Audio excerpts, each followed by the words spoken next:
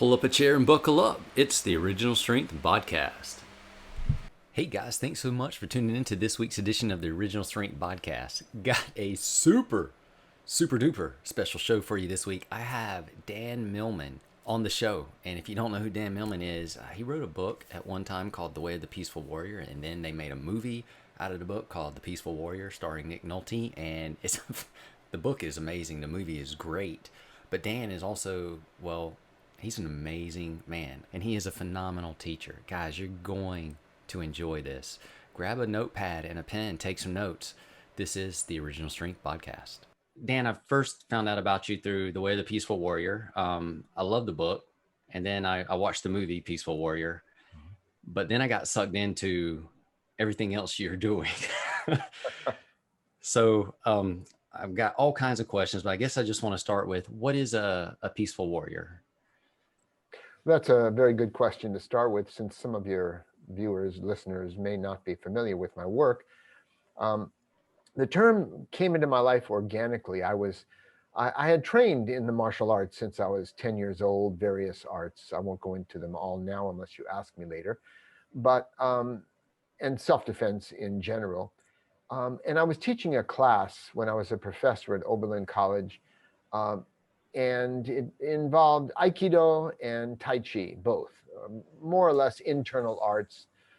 And I was going to call the course Way of the Warrior, but that didn't quite fit, Tim. So I ended up adding Peaceful Warrior. It added a sort of balance, more about internal arts. And what the term, how it applies to all of us, I view every human being as a peaceful warrior in training, because each of us is striving in some way to live with a more peaceful heart amidst the chaos of our daily lives. But there are times we need a warrior's spirit. And when I trained in acrobatics, in trampoline and gymnastics, those are warrior arts, warrior sports. You know, in tennis and swimming, it takes great athletic ability, but you're probably not going to die in practice. Whereas in gymnastics or trampoline, a moment inattention, and it can be quite harmful. So there are certain arts, extremes, free solo climbing, that sort of thing, that are warrior arts. So I resonated to the warrior idea, the samurai and so on, Bushido, since I was young. But I added the idea of peaceful warrior because it brings a balance to our lives. It's not just about being warriors. So you've got these ideas about how the body ages. And I think you're 74 years young. Yes. And I've seen some clips of you on YouTube. You're in phenomenal shape, as you should be. But that's the point, is as you should be. What are your thoughts about how the body ages or longevity? Well, of course, we know some of that maybe is very likely genetically linked, but we can optimize our genetic potential. Yeah, they say the best thing about living a long time is make sure you have long-lived parents.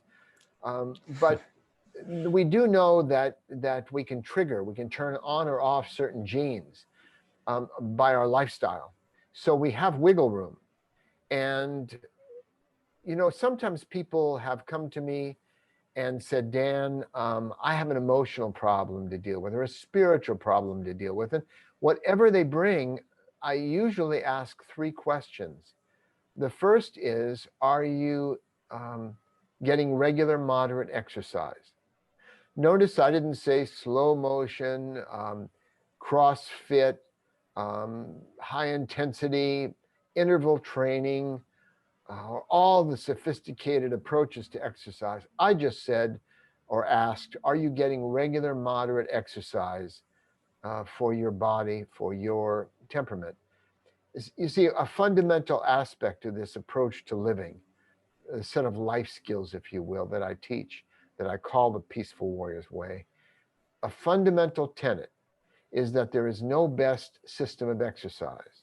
There is no best teacher, no best book, no best religion, no best path or diet. There's only the best for each of us at a given time of our lives. Life is an experiment. We have to find out what works for us.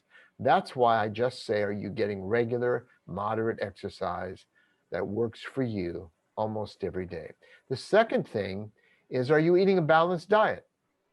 And again, a balanced diet, what is that? It varies person to person. We have human digestive systems in common, so there are certain generalizations we can make, but individuals have their unique approach to the foods they're sensitive to or not, that they like or don't. So it's about finding the right balanced diet for each individual. Now, I've eaten vegetarian type diet for probably over 50 years now, which may have something to do with my level of health at my age. It's one factor. But again, each of us has to find out our approach. Do believe, and I need to say this without sounding preachy or moralistic, that if human beings ate less meat, it would be better for the planet, not just probably for their health. Um, so I'm not advocating any extremes. I'm not saying absolute vegan, fruitarian, anything like that. You have to find out what works for you uh, by studying it, but also testing and experimenting. And the third area after exercise and diet, as is becoming more and more well known today, is, are you getting over time enough rest? I believe in power naps. After our interview, I may go take a power nap myself. Um, I get up early and it's great. I feel refreshed. It's like I divide a day into 2 days. But many of us don't have time necessarily to, or make time to take even a brief nap, or we just don't like doing it. My wife doesn't. So we just want to get enough sleep. Now, how much is enough sleep? Again, we have to find out what works for us. If people are getting sleepy during the day, of course, some of that's food allergies if they get sleepy after a big meal. But in general, we can experiment and find out the amount, whether it's 6, 7 hours, 8 hours, 9 hours. It varies person to person, depending on our needs and other factors. So those three things, I think, optimize our genetic potential and help keep triggering the good genes and not triggering various other genes. So we're learning more about that all the time. So I have an educational company where we remind people how they were designed to move, and in doing so, really we help them remember how they moved when they were children. Yeah. And I've listened to some of your audio tracks, and you also advocated remembering how to move like a child as well. Yep. Picasso, the artist, said it takes many years to become young, to be like a child again. And he used to say his painting, he could paint very accurate portraits of oil if he wanted to, but after doing that, he could go off in his own direction and be more childlike in his approach. And I don't idealize children. I mean, we have children now, we have little grandchildren of our own. I don't idealize them. They're learning about life, but there is a certain innocence, especially posturally. If you look at very young children who are learning to sit up, they have such great posture. Yes. And it's natural. I did a lot of Alexander work. You probably know, Tim, about Alexander technique, Alexander work. And they often point to children how they sit naturally. We get thrown out of our natural balance as children in gravity by various tensions and bad habits, hunching over at the computer or our smartphones. That's, that. And I'm sure your listeners are familiar with that too. So babies, their little bellies expand and contract. They belly breathe more using the diaphragm naturally, whereas once the mind imposes tension over the years on our bodies, we tend to breathe intermittently, shallowly. They even have a word for it, keyboard apnea, while people are texting, So breathing, we could say it's just natural, but for most of us, it's not natural anymore. We have to relearn how to breathe like a pendulum throughout the day, smooth and even, depending on our activity level. Awesome. So since you brought that up, Yeah. what are the 4 S's? Oh, sure. The first book I ever had published, many people think it's Way of the Peaceful Warrior, and it was my first, book, a narrative book. But 3 chapters in that original manuscript didn't fit. They were more about training, physical, psychophysical training. So I pulled them out, and they quickly expanded into another book, which was actually my first book published in 1979. It's had 4 titles. I think it's a Guinness Book of World Records, but the current title is called Body Mind Mastery. And in that book, I go into 4 words that describe the compendium of what we call physical talent, talent for sports. Now, people might say, well, what do you mean? Talent's inborn.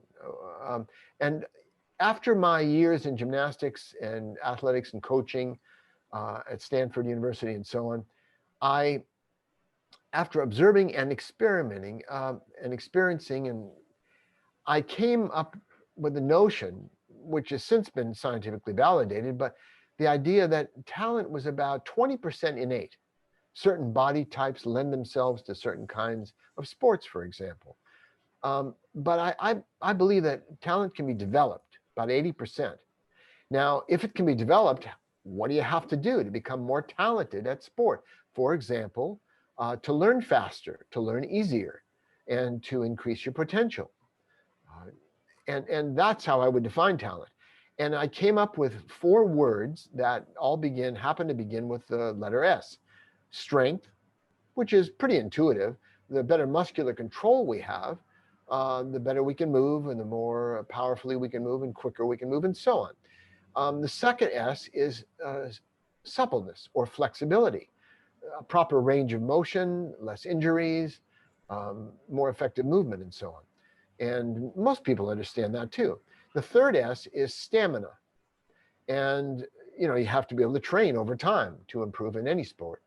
And the fourth S, maybe the most important, is sensitivity, which includes other words like coordination, rhythm, timing, balance, and reflex speed. And these are all forms of sensitivity.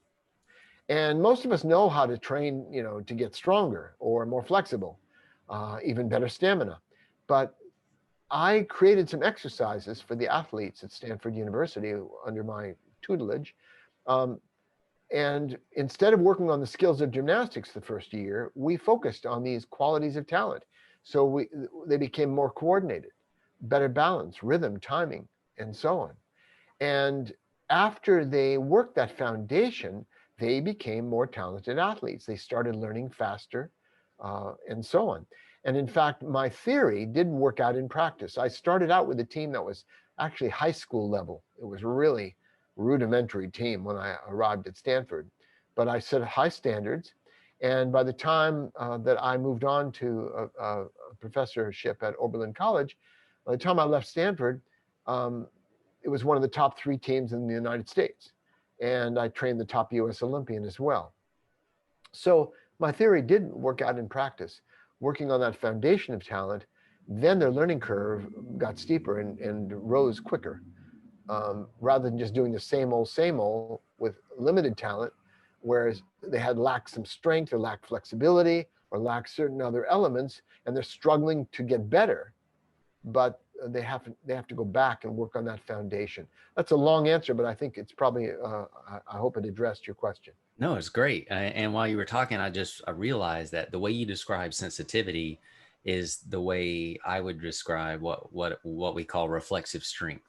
Mm-hmm. Which is basically, it comes from activating the vestibular system, and it controls balance, coordination, rhythm, everything together. But when you have that foundation, skill acquisition does get so much easier. It takes a lot of the learning curve out of learning new movements and things. Exactly. Yeah. In fact, people sometimes ask me to go off on a brief tangent. They say, isn't it hard getting an agent if you're a writer, Dan, a literary agent? And I go, oh no, getting an agent's really easy. How about getting an editor, having them buy your book for a publisher? Oh, that's easy too. They go, really? I go, yeah, the hard part is writing the kind of book that agents and editors want. Now, the reason I'm going off on that apparent tangent is it's a perfect analogy, because people say, but isn't it hard to become a good athlete? Well, no, that's easy. The hard part is developing the foundation so you can then make the progress in athletics. And when I started gymnastics, parallel bars, rings, high bar, and all that, I'd already developed that proprioceptive sense, that kinesthetic ability on trampoline. I knew where I was in the air, flipping around, and I knew how to move, and my muscle groups were developed, and that kind of sensitivity, as you described it, Tim. So once I had that, it was much easier to pick up the skills on the different apparatus. Do you mind if I circle back to Peaceful Warrior real quick? No, please feel free. What does it mean to have your head in the clouds but your feet on the ground? Well, I often, indicate that it's a good thing to have a peaceful heart, but also a warrior spirit. In the same way, we want our head in the clouds in terms of a connection to our higher aspirations, our highest ideals, even the transcendent. And if you're talking about spiritual training, to be able to relate to that unnameable, that numinous quality that calls people to religion and spiritual practice, that uplifting kind of sense. But I have friends, I know people who are kind of, light babies, new age light babies, who are all they're connected to is head in the clouds, but they're ungrounded in the realities and what we have to face in everyday life. That's the feet on the ground part.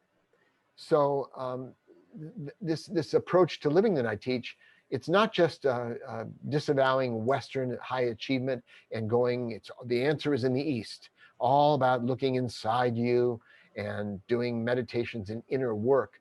No, it's about the best of East and West. And that's another meaning of that head in the clouds, feet on the ground.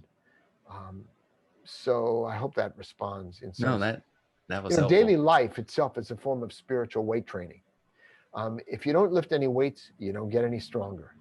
And so by tackling the challenges, by rolling up our sleeves and tackling the challenges we face in relationships, finances, career decisions, the challenges everyday life throws at us, that is really the essence of our spiritual training. It's not elsewhere in an ashram somewhere. It's right here, right now. Is that where the I've heard you speak about the law of acceptance? Is that where that comes into play? It does, and it's a very good question. I actually appreciate your questions very much. So the law, there are certain laws. When I was young, I was pretty disoriented. Daniel Boone, the pioneer, once said, I was never lost, but I was bewildered once for 2 days. And that pretty much describes my childhood. If ignorance is bliss, I was ecstatic. In other words, I was trying to find some wisdom in life. And I started collecting quotations. It's been a lifelong hobby of mine.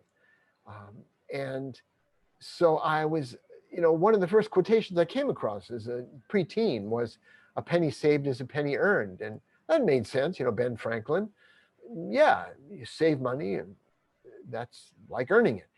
But then I came across a quote that seemed to contradict it. It was nothing ventured or risked, nothing gained. So I was going, well, what should I do? Save, be prudent, or take risks? And then of course, you can't teach an old dog new tricks. Oh, but you're never too old to learn. And absence makes the heart grow fonder, but out of sight, out of mind. All these quotations seem to contradict one another. And so then I came across a quote that I couldn't find its contradiction. It was something we've all heard. A chain breaks at its weakest link. And it's like, oh yeah, but no, there was no but. Every time you snap a chain, it's going to break where? At its weakest link. The interesting thing is, it's not just about chains. That's good to know if you're in the hardware business, but it actually applies to everything. Everything in the known universe breaks at its weakest link. I know because I checked. So that was the first time I came across what I would call a spiritual law or universal law. It applies across every domain and it's consistent. You can count on it. So what's been called the first spiritual law, maybe the prime spiritual law, is the law of acceptance. So all that was preamble to answering your question, but I gave it some context. And the law of acceptance, or the law of surrender, it's another word for it, is not about giving up, except giving up in the highest sense, kind of thy will be done. But what it's about is surrendering to the moment, to what arises, rather than resisting it or being in denial. We're all familiar with that today, denial. So it's actually the most intelligent, active, responsive approach to any moment, applying the law of acceptance. For example, instead of saying, oh, I wish I hadn't lost my job, it's okay, I lost my job. What do I do now? That's how you apply it. Or let's say you've been looking forward to a favorite dessert for weeks. You finally go to your favorite eatery and you eat your meal, but you're really looking forward to this favorite dessert. You haven't had it in a long time. And you say, I'd like this, please, off the menu, my dessert. And they say, oh, we're sorry, we just ran out. See that person at the table next to you, they're enjoying the last slice. Now I can go into the usual response. Wait a minute. You have it on your menu. I came here. I came a long ways. I've been waiting for this, blah, blah, blah, blah, blah. Resistance. Or they just said we ran out. So it's like, oh, I have a chance to try something new. That's how you apply the law of acceptance in everyday life. And in the martial arts, we know you don't want to fight strength with strength. Somebody attacks you, you want to use their force. Step out of the way, step offline, move, and use their force to respond to the moment. So that is the law of acceptance. Don't resist or fight or struggle with life, but accept what is and move with that. And that's, I probably could have just given you a bumper sticker slogan in response and taken less time, but I think this gives a deeper understanding, I hope. I actually like the way you did it, so thank you very much for that.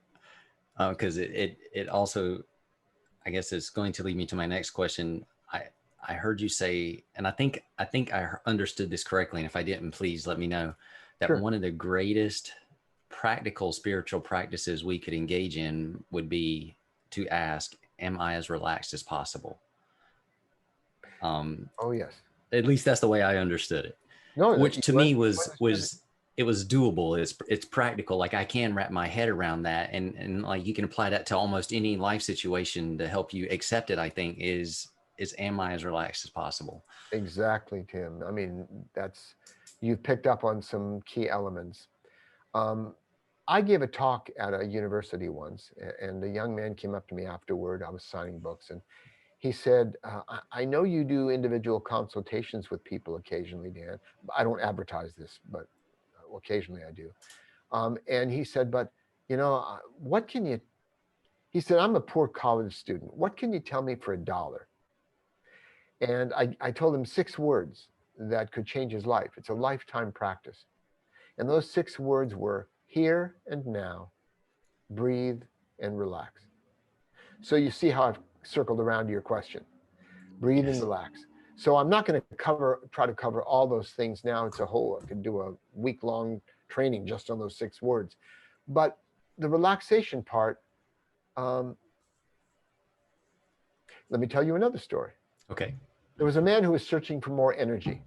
He felt he just lacked energy.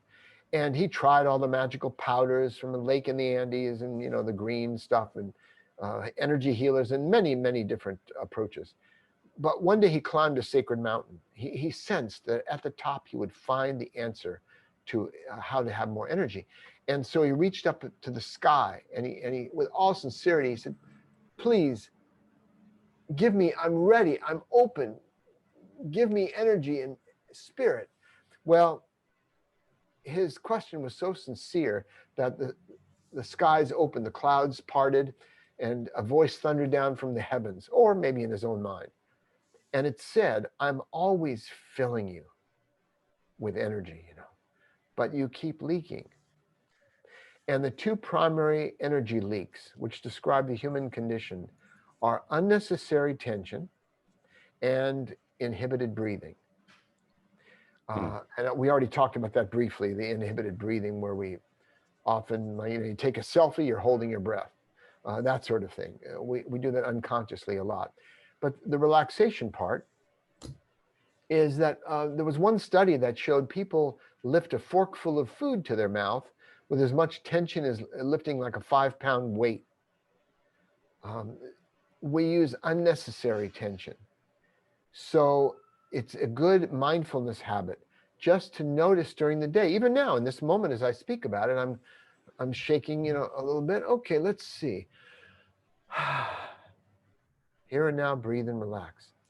I'm reminding myself to take a breath and to relax the body. And this is under, as you said, Tim, this is under our conscious control. So many things aren't under our control. We try to fix our mind, have the right thoughts, positive thinking. We try to have the right emotions so we can live well. Those things are not under our conscious control. Emotions happen to us. Thoughts happen to us. They just appear in our field of awareness. But trying to control them, I think, is not realistic. But we can control our behavior, our body. Anybody who can tense their muscles can also relax them. So that's why it is one key to life in terms of, and as I wrote in that one book, Body, Mind, Mastery, the master key is relaxation because it enhances every element of talent. When you're more relaxed, you have better flexibility. When you're more relaxed, you have better stamina. When you're more relaxed, you're more coordinated, you're more sensitive. And there, in some of my trainings, we take people through exercises so they can see how this is true. And you're even stronger when you're more relaxed because you're not opposing with antagonistic muscle groups. If you're tense, you're tensing your biceps and your triceps. So you're effectively weaker. So by being relaxed and using only the muscles you need, you move much more effectively with better stamina and so on. So that was my long answer. So if everyone could accept their situation, their circumstances, and be as relaxed as possible, it could it'd change their life, open up the world to them. Basically. It works when you're being attacked in the martial arts, and it works in every aspect of life. Where wouldn't it work? Just to stay relaxed. One's house is on fire. You don't have to have a calm mind. That may not be appropriate in that moment. You might want an alert mind, a flexible mind, but a relaxed body can move better rather than tensing up. And even in martial arts, just when we want to tense because we're being attacked by multiple opponents, that is the time to relax and move, relax and move. And it's true for any moment in life, sure. How we do anything is how we do everything. So by practicing relaxation in a sport, in movement, walking down the street, it becomes easier to apply it in every part of life. Awesome. Dan, thank you so much for sharing your time with me. This has been fantastic. I've really enjoyed it. I've enjoyed it, and you evoked my best because you asked some very good questions, and I appreciate you and your work. Hey guys, I hope you enjoyed the show. If you would like to know more about Dan Millman, check out his website, peacefulwarrior.com. Buy his book, The Way of the Peaceful Warrior. He's got 18 books. Buy any of his books. Rent the movie, The Peaceful Warrior. Great movie. Guys, thanks so much for tuning in. Please check out Dan Millman. You won't be disappointed. Have a great week.